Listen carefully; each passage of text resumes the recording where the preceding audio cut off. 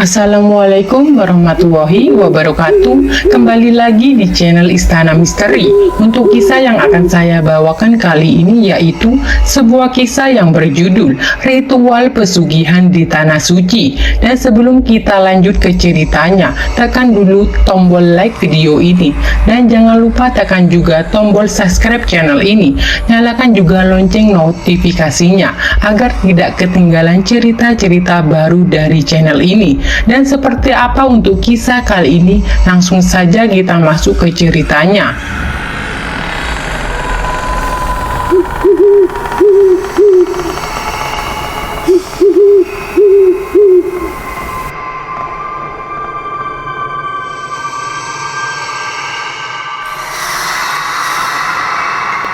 Pada tahun 2000-an di salah satu desa di Jawa Tengah, seorang lelaki setengah baya yang dipanggil Pak Hao oleh penduduk desa kini harus menerima takdir hidupnya. Nama dan alamat sengaja disamarkan untuk menghindari fitnah. Lelaki tersebut berusia sekitar 50 tahun.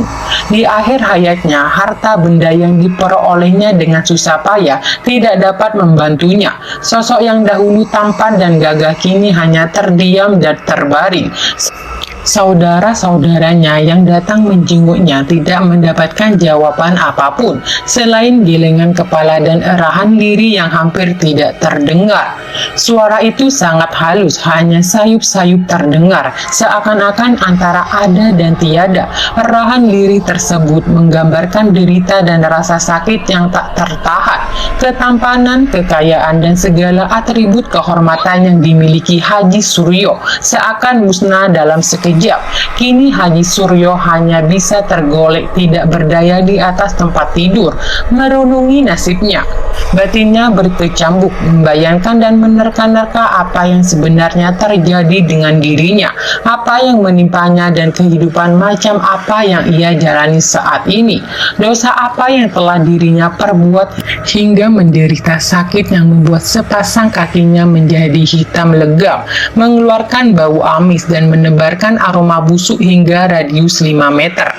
Haji Suryo mencoba membuka lembaran dari lembaran album kenangan hidupnya. Di saat dia berjaya dan banyak dipuja-puja, ada kenangan manis sekaligus kenangan pahit tentang bagaimana caranya meraih semua kekayaannya. Ternyata semua kehormatan dan kebanggaan yang ia dapatkan selama ini tersia-sia belaka di saat kondisi kesehatan dan bisnisnya memburuk. Semua itu tidak lagi menolongnya. Tubuh lelaki setengah baya itu hanya tergolek lemah tidak berdaya di atas ranjang. Sepasang bola matanya menatap nanar ke langit-langit kamar dengan tatapan kosong. Pikirannya menerawang seolah berusaha mengenang sejarah hidup di masa lalu.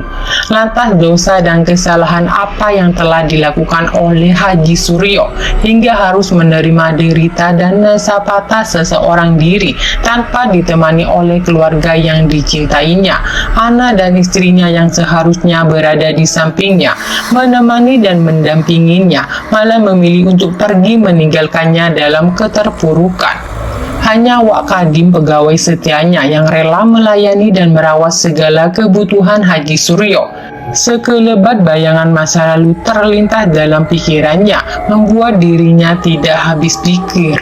Ternyata demikian jauhnya dirinya melangkah meninggalkan ajaran agamanya. Haji Suryo sadar bahwa selama ini ia berhasil menipu anak, istri, orang tua, saudara, dan penduduk desa sebagai sosok yang alim dan bersahaja. Namun jauh di dalam sanubarinya, dirinya sadar tidak mampu dan tidak bisa menipu Tuhannya, tidak akan bisa menipu Allah Subhanahu wa Ta'ala. Apalagi jalan kesesatan itu didapatkan di Tanah Suci, tempat yang disucikan oleh umat Islam, tempat yang menjadi kiblat kaum muslimin di seluruh dunia, yaitu kota suci Mekah, tempat kelahiran manusia mulia dan agung. kekasih Allah Subhanahu wa Ta'ala, baginda Nabi Muhammad SAW. Ada sesal teramat dalam. Rasa sesak dalam dada itu tercurahkan lewat butiran air mata yang perlahan mendarat dengan lembut membasahi pipi Haji Suryo. Air mata penyesalan itu tentu saja datangnya selalu terlambat. Lembaran pertama album kenangan masa lalu Haji Suryo dibuka dengan sanjungan dan puja-puja. Haji Suryo dikenal oleh penduduk desa sebagai Haji Panutan, sosok yang rupawan dengan penampilan yang selalu rapi. Selain itu, beliau juga ramah, baik hati dan ringan tangan. Gelar Haji terasa pantas untuk disandangkan karena beliau rajin beribadah, mengikuti majelis taklim, dan ikut kegiatan-kegiatan sosial di desa tempat tinggalnya. Keberadaan dan segala tindak tanduk Haji Suryo menjadi sorotan masyarakat karena beliau termasuk orang yang berada, alias sukses dan kaya raya. Hal ini bisa dibuktikan dengan berbagai jenis usaha di bidang alat dan bangunan yang cukup besar dan lengkap dengan banyak karyawan. Sosok Haji Suryo mendapatkan semua itu lewat kerja keras dan perjuangannya sendiri, tanpa adanya bantuan dari orang tua atau mertua. Semuanya didapatkan lewat ketekunan dan sikap pantang menyerah. Entah bagaimana caranya, usaha Haji Suryo meroket dengan cepat setelah beliau pulang dari Tanah Suci sekitar tahun 2000-an. Banyak kolega dan teman-teman seperjuangan Haji Suryo merasa heran dan takjub dengan pencapaian fantastis dari temannya itu yang seakan-akan menjalankan usahanya seperti lewat jalan tol bebas hambatan dengan cepat mencapai keberhasilan dan kesuksesan. Semua yang dikerjakan oleh Haji Suryo sebagian besar berhasil dan menghasilkan keuntungan. Bayangkan saja dari seorang yang berprofesi sebagai sopir truk pasir dengan cepat berubah menjadi juragan toko besi alat dan bahan bangunan hanya dalam tempo kurang dari 3 tahun. Bahkan ada rumor yang mengatakan bahwa semua keberhasilan usaha Haji Suryo berawal ketika pulang menunaikan ibadah haji ke Tanah Suci. Semua teman dan tetangga Haji Suryo beranggapan bahwa itu semua adalah efek dari haji mabrur, haji yang sah dan diridhoi oleh Yang Maha Kuasa. Namun apakah semua itu betul demikian? Cepatnya Haji Suryo memperoleh kesuksesan dan kejayaan menjadikannya idola dan primadona di desa tersebut, bahkan oleh ibu-ibu PKK dan juga ibu-ibu Fatayat yang seringkali menjadikannya role model dan contoh sebagai suami idaman. Banyak ibu-ibu sering membanding-bandingkan suami mereka dengan Haji Suryo yang karismatik.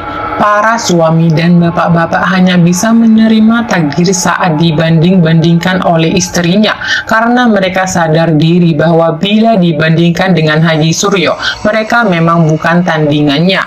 Tak salah jika banyak ibu-ibu di desa tersebut mengidolakan Pak Suryo, karena mereka tahu betul seperti apa kehidupan Haji Suryo di masa lalu sebelum menyandang gelar haji.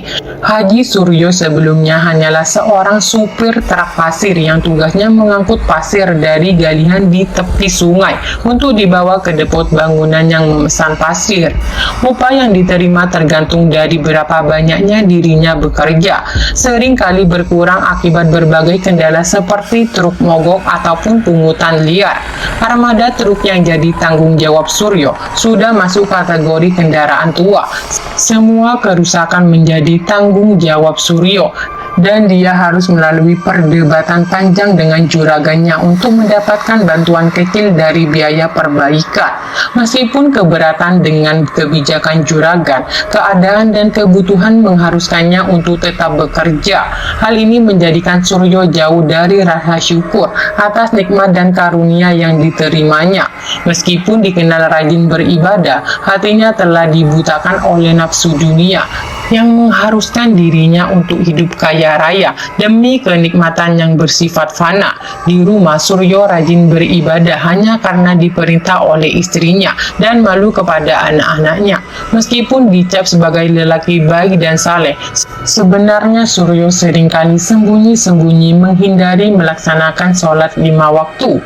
Rasa resah dan gundah Suryo bertambah bila melihat kondisi truknya yang sudah tua. Suryo harus ekstra hati-hati dan merawat armadanya agar tidak ada masalah yang bisa mengurangi jatah nafkah anak istrinya. Di tepi sungai, tempat galian pasir, Suryo harus rela antri dengan sopir-sopir lainnya karena proses menaikkan pasir masih manual. Seringkali semangat dan kerja kerasnya berakhir sia-sia. Saat menunggu, biasanya Suryo beristirahat di warung kopi sambil ngobrol bersama teman-teman sopir lainnya.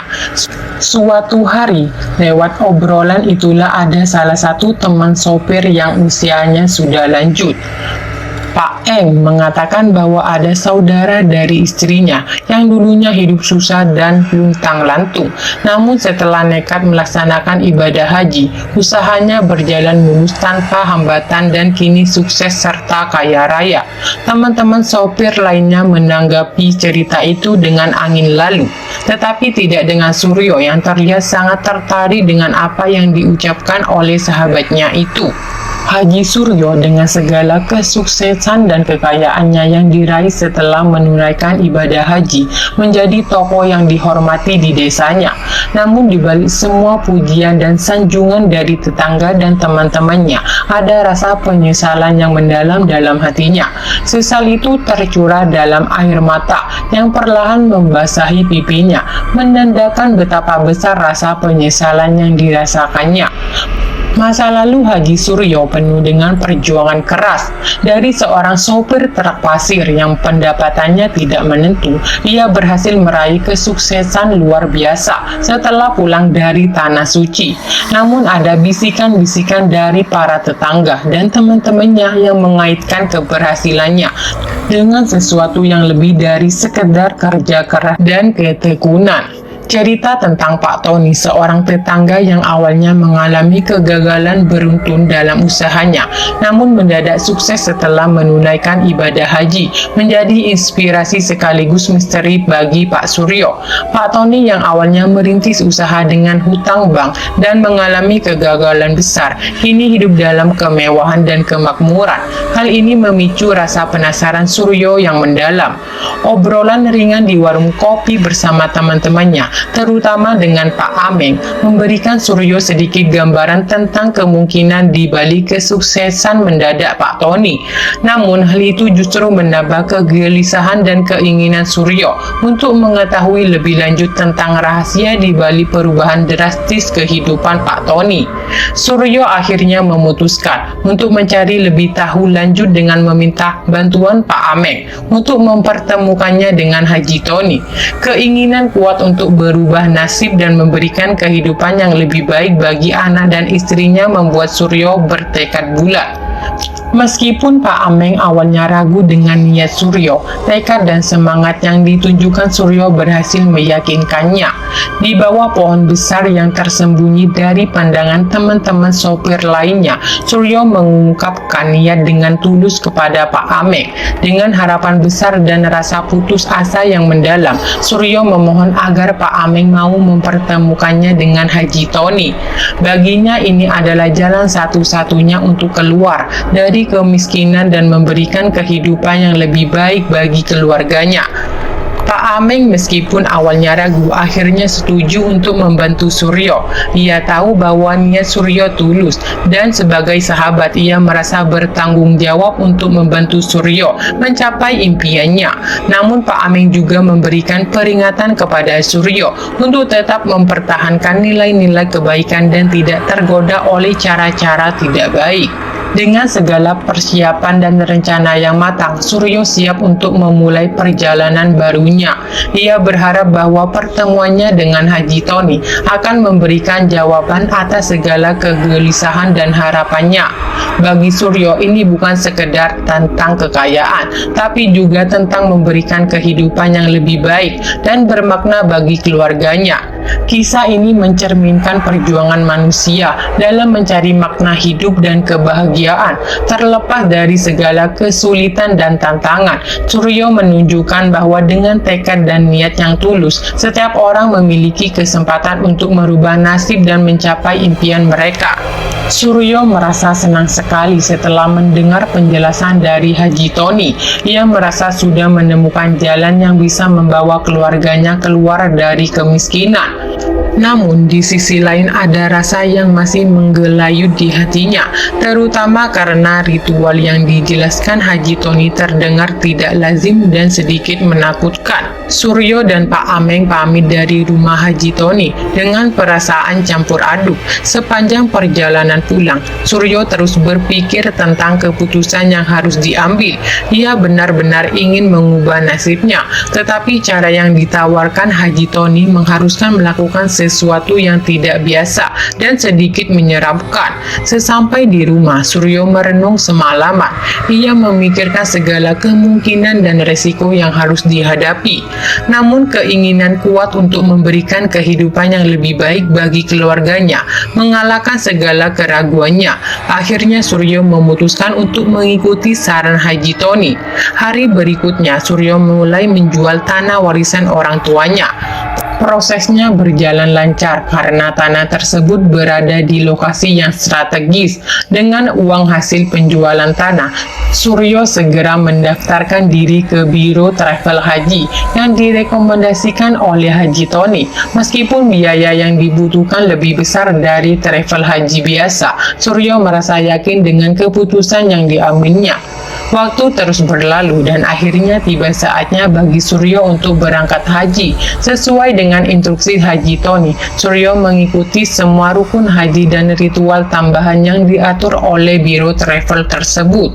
Ia mengunjungi tempat-tempat keramat dan menghafalkan doa-doa khusus dengan penuh keyakinan. Sepulang dari Tanah Suci, Suryo merasa ada perubahan besar dalam dirinya.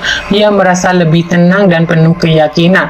Tak lama setelah itu, kehidupan Suryo mulai berubah. Usahanya berkembang pesat dan kekayaan mulai mengalir deras kehidupannya. Apa yang dijanjikan oleh Haji Tony benar-benar terbukti. Suryo menjadi salah satu orang terkaya di desanya dan keluarganya hidup dalam kemakmuran. Namun, kesuksesan yang diraih Suryo tidak datang tanpa konsekuensi. Beberapa kali ia merasa ada kehadiran makhluk tak kasat mata di sekitarnya. Kadang-kadang ia mendengar suara-suara aneh atau melihat bayangan samar.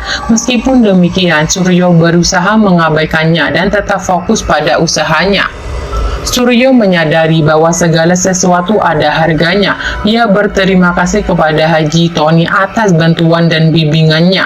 Meskipun ada sisi gelap dari kesuksesannya, Suryo tetap berusaha menjalani hidupnya dengan bijaksana dan penuh syukur.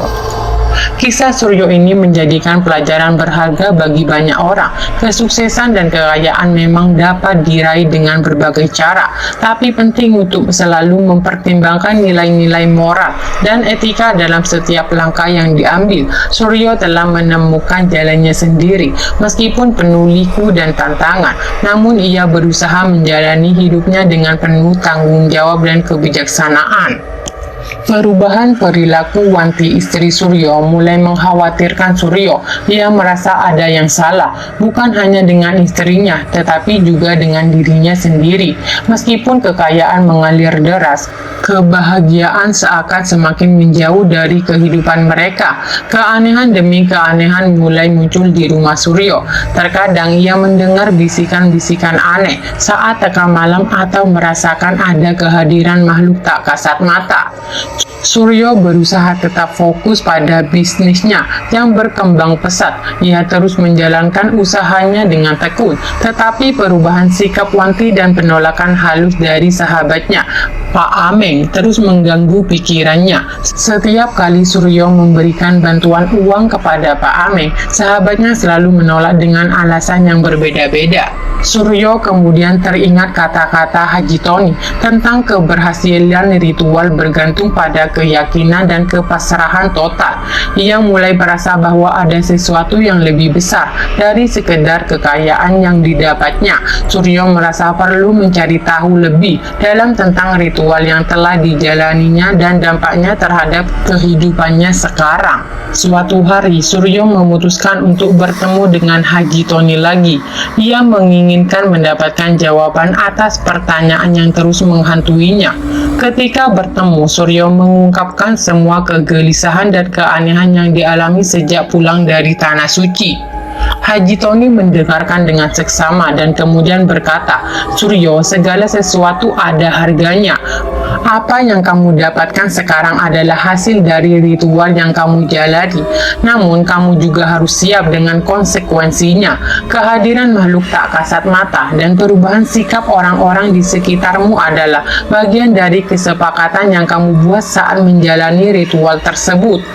Suryo merasa bingung dan semakin gelisah. "Apakah ada cara untuk mengembalikan semuanya seperti semula, Pak Haji? Saya ingin hidup tenang tanpa gangguan seperti ini," tanya Suryo. Haji Tony tersenyum tipis dan menjawab, "Tidak ada yang bisa mengembalikan semuanya seperti semula, Suryo. Kamu telah menjalani jalan ini, namun kamu bisa mencoba untuk berdamai dengan keadaan dan menerima segala konsekuensinya dengan lapang dada. Lakukan banyak kebaikan, perbanyak ibadah, dan bersedekahlah. Mungkin itu bisa membantu mengurangi beban yang kamu rasakan." Suryo pulang dengan perasaan campur aduk. Ia tahu bahwa tidak ada jalan kembali, tetapi ia juga bertekad untuk mencoba berdamai dengan keadaan. Suryo mulai lebih banyak beribadah, bersedekah, dan melakukan kebaikan kepada sesama. Ia berharap dengan cara ini ia bisa mendapatkan ketenangan dan kebahagiaan yang sejati. Seiring berjalannya waktu, meskipun makhluk tak kasat mata masih sesekali muncul dan sikap istrinya tidak sepenuhnya kembali seperti dulu, Suryo merasa hatinya lebih tenang. Ia menerima kenyataan bahwa kekayaan dan kesuksesan yang diraihnya datang dengan harga yang harus dibayar. Dengan keyakinan dan ketulusan, Suryo berusaha menjalani hidupnya dengan sebaik-baiknya, menjaga iman dan nilai-nilai diyakininya. Kisah Suryo menjadi pelajaran berharga bagi banyak orang di desanya. Mereka melihat bahwa kesuksesan bukan hanya soal materi, tetapi juga tentang bagaimana kita menerima dan menjalani hidup dengan segala konsekuensinya. Suryo meskipun mengalami banyak perubahan, tetap berusaha menjadi pribadi lebih baik dan bermanfaat bagi orang-orang di sekitarnya. Luka kecil yang dialami Haji Suryo ternyata membawa dampak yang sangat fatal bagi kesehatannya. Penyakit diabetes yang dideritanya membuat luka tersebut semakin membesar dan mengeluarkan bau busuk. Kondisinya semakin memburuk hingga tidak bisa lagi mengontrol bisnisnya. Akhirnya Wanti, istri, turun tangan untuk mengurus semua urusan toko dan usaha properti milik Haji Suryo. Wakadim, salah satu karyawan terlama yang juga bertindak sebagai penjaga malam, ditugaskan untuk menjaga dan melayani segala kebutuhan Haji Suryo selama masa perawatan di rumah. Seorang dokter pribadi juga didatangkan untuk memantau kesehatannya, melakukan pemeriksaan rutin, dan merawat luka di kaki Haji Suryo yang semakin hari semakin parah. Dokter akhirnya memutuskan untuk mengamputasi kaki kanan Haji Suryo di bawah pergelangan kaki karena kondisinya yang semakin memburuk. Sementara itu, Wanti mengalami perubahan sikap yang drastis. Ia sering terlihat lebih sibuk dengan urusan luar rumah dan mulai menjalani hubungan dengan seorang lelaki misterius berwajah Arab bernama Abdullah. Abdullah sering muncul di kamarnya tanpa sepengetahuan Haji Suryo dan Wakadi, yang membuat Wanti menikmati hubungan terlarang tersebut tanpa merasa bersalah. Haji Suryo yang sering mendengar suara desahan dari kamar istrinya merasa ada yang tidak beres. Namun setiap kali Wakadi mengecek rumah, ia tidak menemukan siapapun yang mencurigakan. Tanpa disadari oleh Haji Suryo dan Wanti, Abdullah sebenarnya adalah sosok jin dari tanah Arab yang membantu mereka dalam bisnis dengan imbalan tertentu. Jin Abdullah yang menyebabkan bisnis Haji Suryo berkembang pesat, tetapi kehadirannya juga membawa kehancuran dalam kehidupan pribadi mereka. Wanti tidak menyadari bahwa hubungan intim yang dijalani dengan Abdullah adalah bagian dari imbalan yang harus dibayar atas bantuan yang diberikan oleh jin tersebut. Kehidupan keluarga Haji Suryo yang tampak bahagia di mata masyarakat ternyata penuh dengan penderitaan. Haji Suryo kehilangan kejantanannya dan tidak bisa memenuhi kebutuhan batin istrinya, membuat Wanti mencari pelarian di luar rumah. Kondisi kesehatan Haji Suryo semakin memburuk, luka di kakinya semakin membesar, dan akhirnya dokter menyarankan untuk diamputasi. Di tengah penderitaannya, Haji Suryo juga harus menghadapi kenyataan bahwa istrinya semakin tergoda oleh pesona Abdullah. Wangki semakin terlena dan akhirnya memilih meninggalkan rumah untuk mengejar kesenangannya sendiri. Anak semata wayangnya memilih tinggal bersama nenek dari pihak ibu. Pada akhirnya, Haji Suryo harus menerima takdir hidupnya. Harta benda yang dikumpulkan dengan kerja keras ternyata tidak bisa menolongnya. Kehidupan mewah yang dulu dinikmatinya kini berganti dengan penderitaan dan kesendirian. Hanya Wakadim yang setia menemani hingga akhir hayatnya. Kisah Haji Suryo menjadi pelajaran berharga tentang keserakahan dan konsekuensi dari perbuatan yang tidak baik. Ia mendapatkan kekayaan dan status melalui cara yang tidak halal dan akhirnya harus membayar harga yang sangat mahal dengan kesehatan dan kehancuran keluarganya. Haji Suryo mengakhiri hidupnya dalam kesendirian dan penderitaan, sebuah pengingat bahwa kebahagiaan sejati tidak bisa dibeli dengan uang atau kekayaan.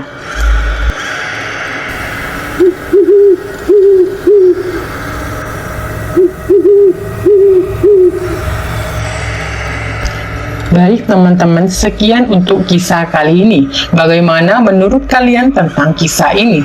Tulis di kolom komentar. Dan buat teman-teman yang baru bergabung, jangan lupa untuk like, komen, share, serta subscribe channel ini.